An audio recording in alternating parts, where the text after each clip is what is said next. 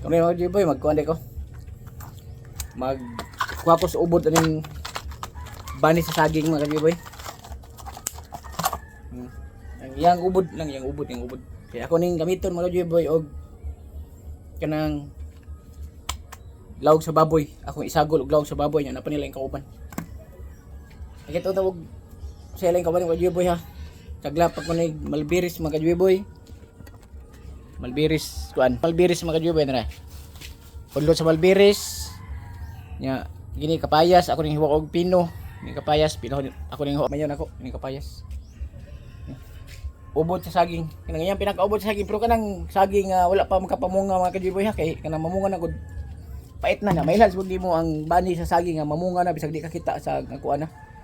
Kay inani pa ang tunga niya yang ubod dili pa solid.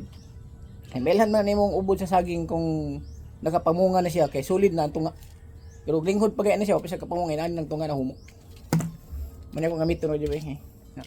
Kana payas udlot sa malberes mga Jiboy. Bani saging nya saglan ako gamay feeds. Saglan ako gamay feeds mga Jiboy. Nga kini hiwaan ko ning nigpis mga Jiboy, nigpis na hiwa. I-mix ko na sila tanan. I-mix ko ni tanan para magapanglaw na ko sa kong baboy. Gamay rang feeds mga Jiboy. Gamay ra kay akong feeds hatag. Lawg ko na sa baboy mga Jiboy, lawg ko sa baboy ha. Yang kapayas.